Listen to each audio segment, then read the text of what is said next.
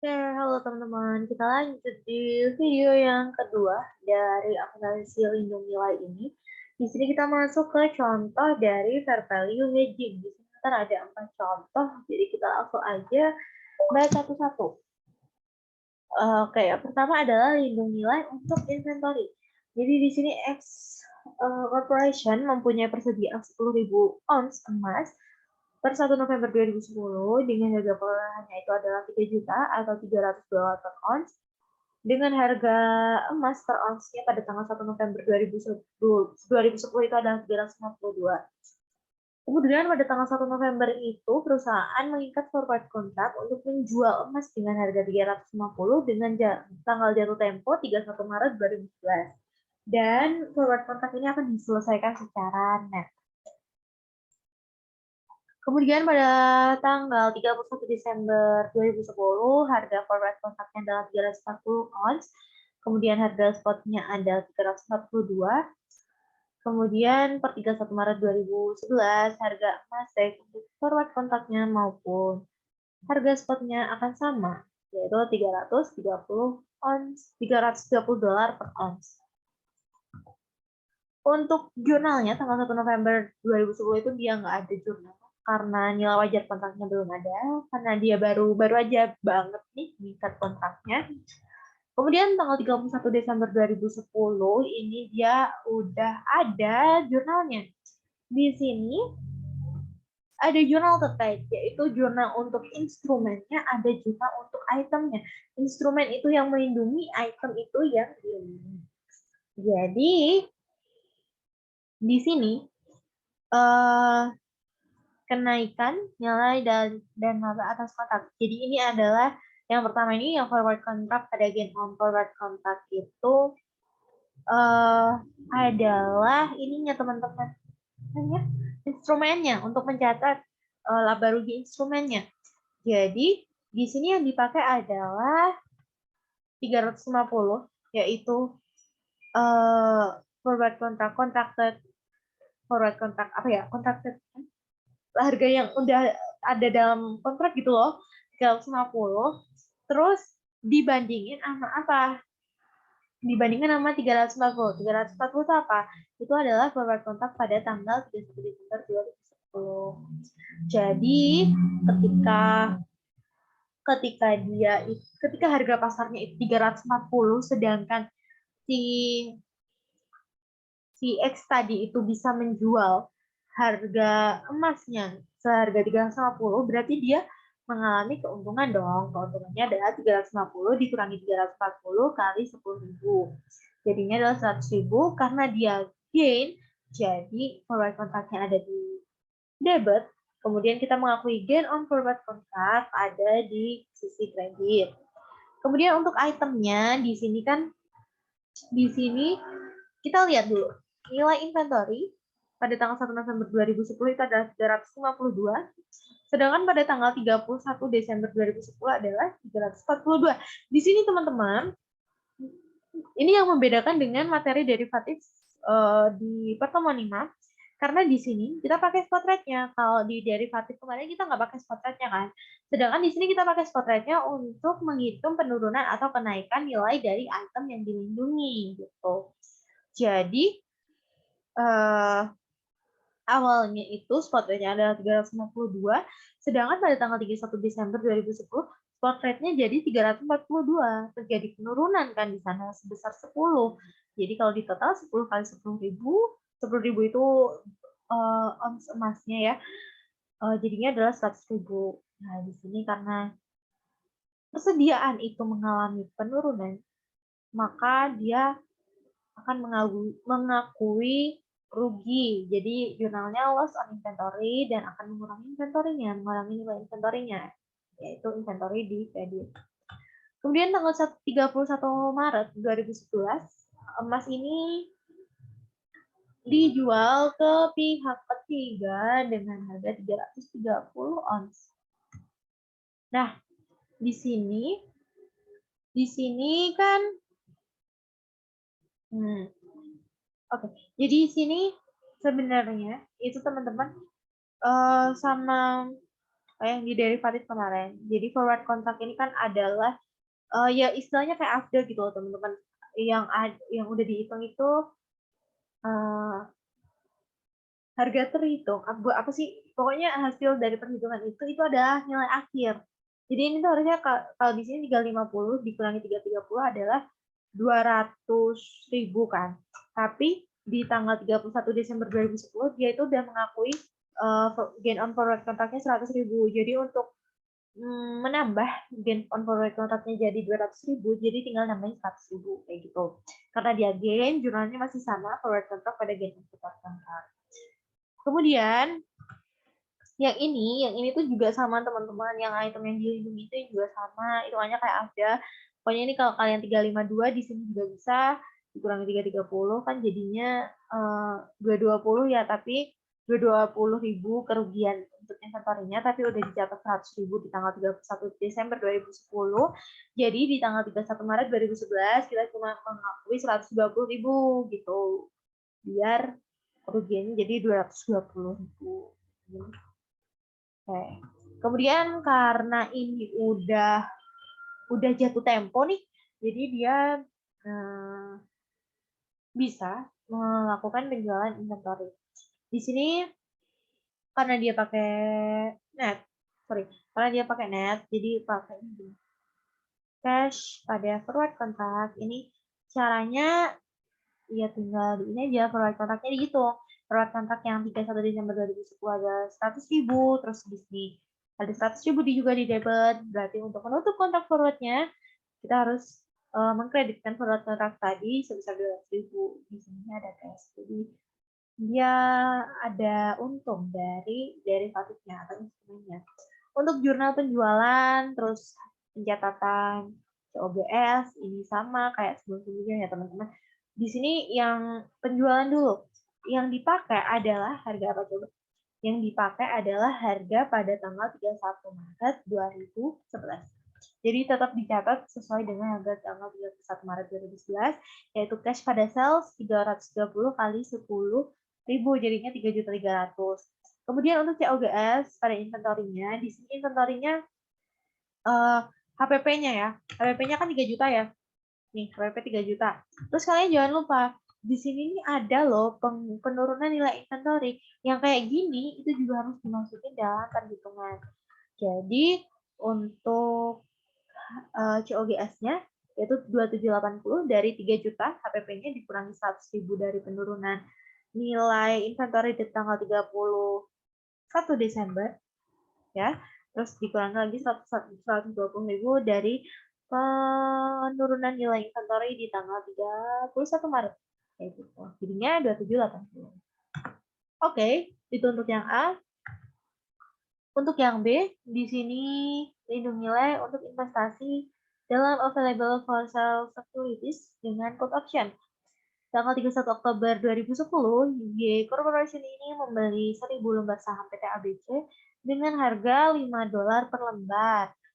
Nah, untuk melindungi penurunan nilainya, jadi si Y ini membeli put option dengan exercise price-nya $5, di mana jatuh temponya adalah 31 Juli 2011. Harganya kayak gini.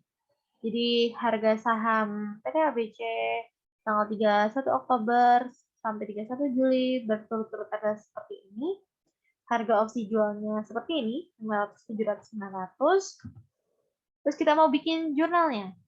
Pada tanggal 31 Oktober, dia akan melakukan pembelian investasi tersebut. Jadi ada penambahan investasi di sana, di debit, jadi investasinya. Kemudian kita mengurangi cash, karena di sini pembeliannya menggunakan cash sebesar $5.000.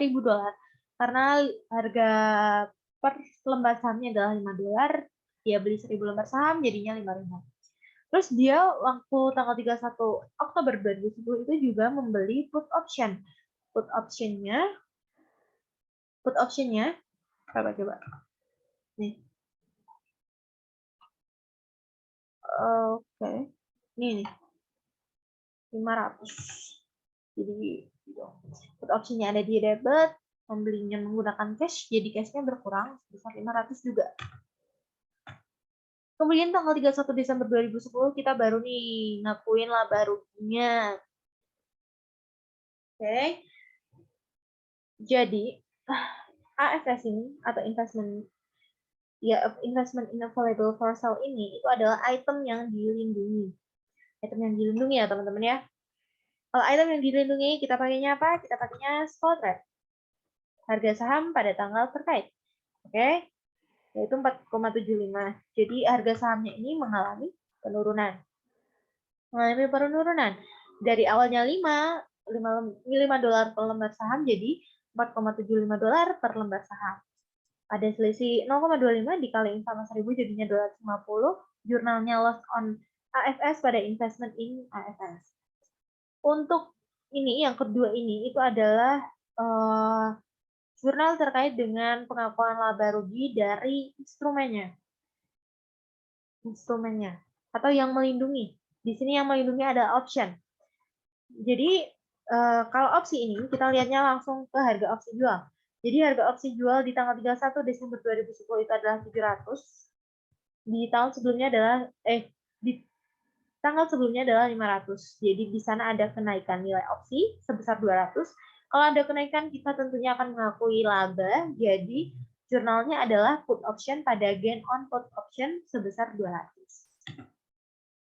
Di tanggal 31 Juli ini ada penurunan nilai investasi lagi.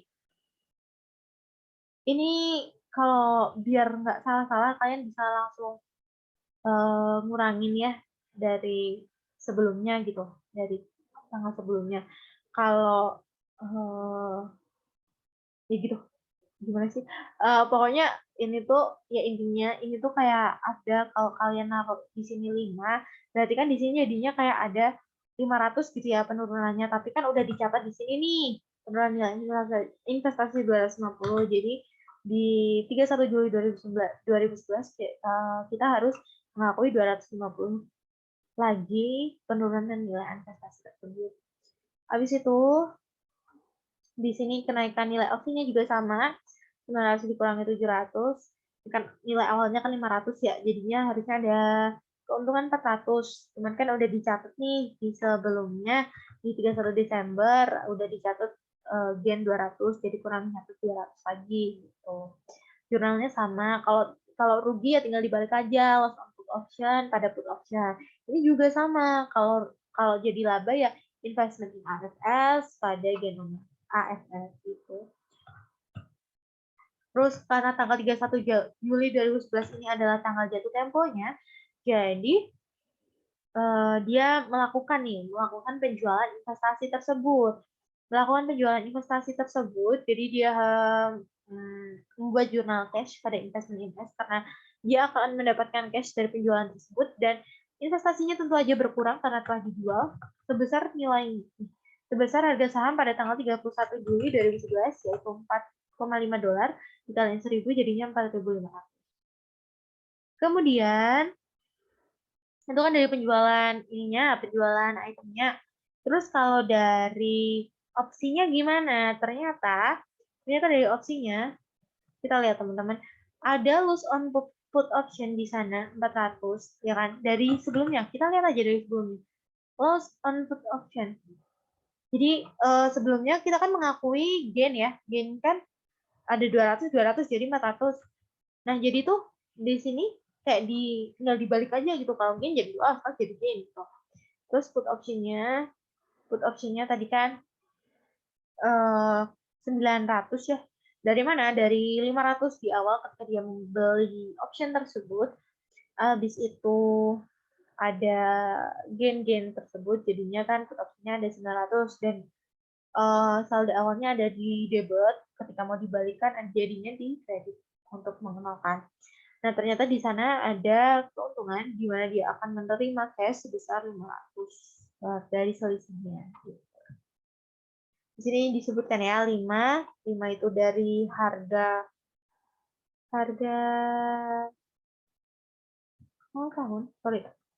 harga saham ini dikurangi 4,5. Oke. Itu yang udah yang kedua, yang ketiga untuk komitmen penjualan. Di sini Exco mengikat kontrak untuk menjual, ini di sini menjual 10.000 ton dengan harga 298, di mana harga pasarnya tanggal 31 Maret 298.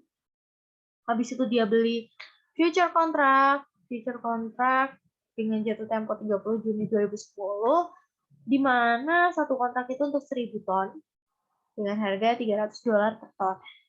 Oke, ini future kontrak sama forward kontrak bedanya apa? Itu udah dibahas di TM5 ya, jadi aku lanjutin aja ya, nggak usah aku balik lagi ya.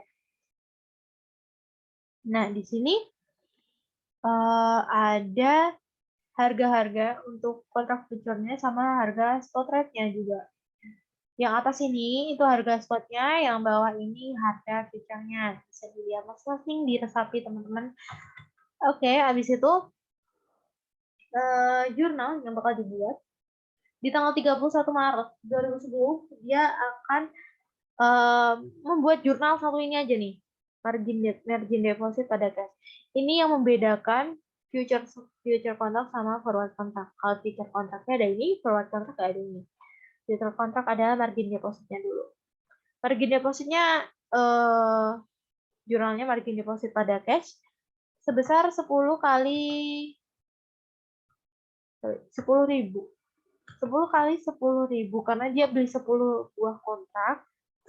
Habis itu nih dia harus bayar margin 10.000. Jadi 10 kali 10.000 adalah 100.000.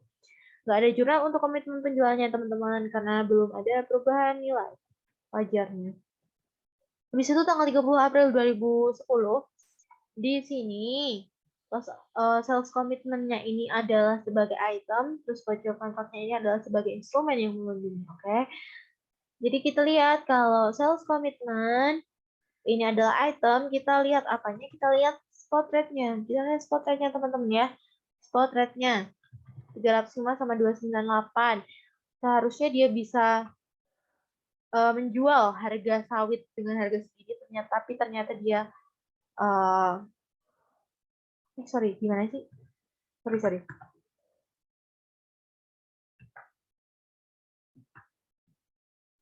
Ya, dia harusnya bisa ngejual dengan harga 305, ternyata dia cuma bisa jual 298 gara-gara future kontraknya ini. Jadi ada kerugian di sana sebesar 7 kali 10.000 ton jadi 70.000. Plus jurnalnya loss on sales commitment pada sales commitment. Teman-teman sebenarnya ini sama banget ya, sama kayak yang AB tadi. Sebenarnya sama banget, konsepnya sama banget. Gimana dia cara ngitungnya, gimana apanya, kayak penyesuaiannya gimana itu sama banget. Terus yang ini future contract ini itu karena di instrumen, berarti yang kita lihat adalah ininya, future-nya, harga future-nya, jangan spot rate-nya, oke? Di sini harga sawitnya itu naik ya, dari 307 ke 300. Di sini dia justru mengalami keuntungan karena apa ya? Sorry. Ya, karena ada kenaikan dari future contract rate-nya. Jadi 307 dikurangi. Sorry teman-teman, ini tuh maksudnya untuk item yang melindungi. Ini tuh bakal beda gitu loh, item sama instrumen. Ya, oke. Jadi kebalikan gitu. 307 dikurangi 300 jadinya 70.000.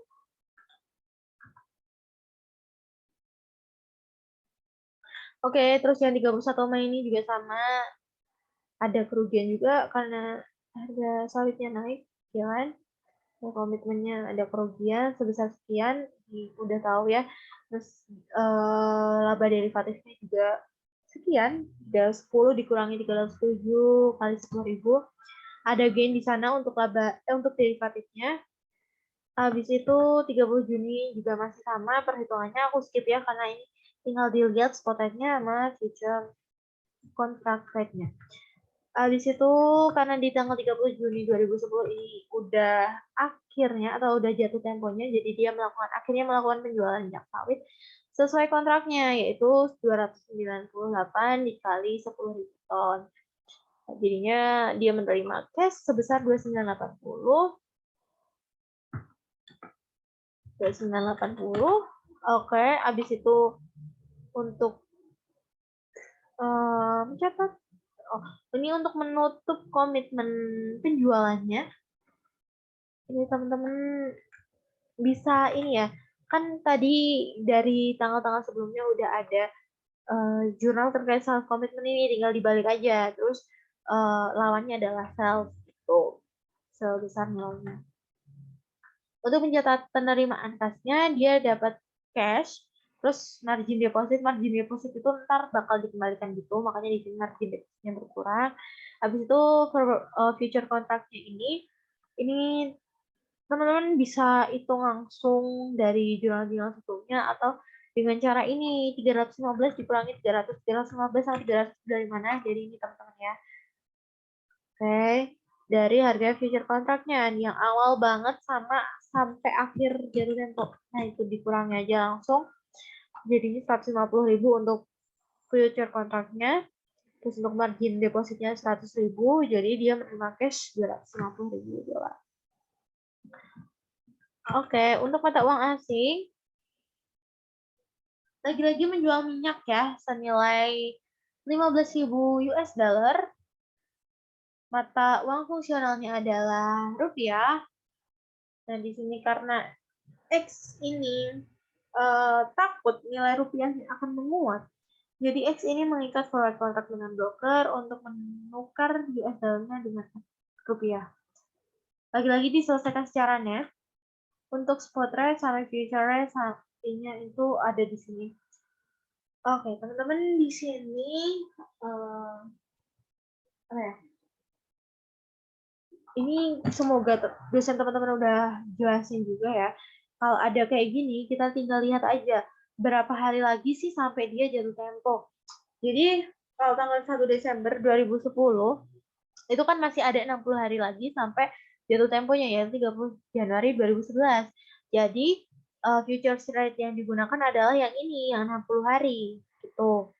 Sedangkan untuk yang 31 Desember 2010, jaraknya atau selisihnya sampai 30 Januari 2011 itu adalah 30 hari, ya kan?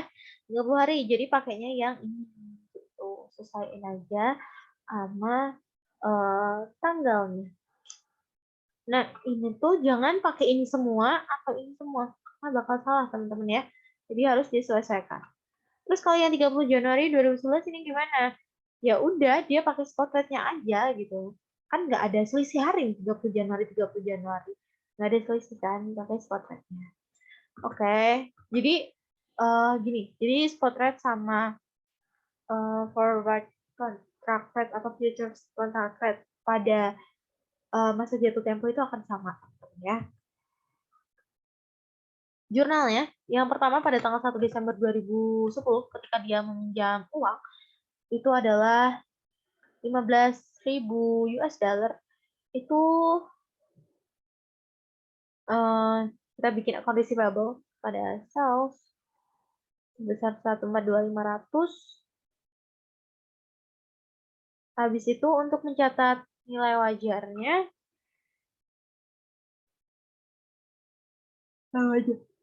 nilai wajar derivatifnya itu ada kontak receivable sama kontak payable. Oke, di sini dia dikaliin sama 9.100. 9.100 itu dari mana? Ada yang tahu? Pakainya yang ini. Jadi teman-teman, ini tuh yang dilindungi itu adalah ininya. Yang melindungi itu adalah ini. Gitu. Jadi yang dilindungi itu harusnya pakai apa? Spot rate. Kalau yang melindungi pakainya forward contract. Oke. Ininya juga exchange loss-nya sama ini sama banget ya teman-teman, sama kayak penjelasan aku sebelumnya. Cuman beda bahasa aja, jadinya exchange gain, terus ini kotak payable gitu-gitu aja. Perhitungannya sama banget, tinggal kalian lihatnya kemana. Oke, tinggal lihatnya kemana. Juga sama banget, sama banget. Nah, cuman karena di sini itu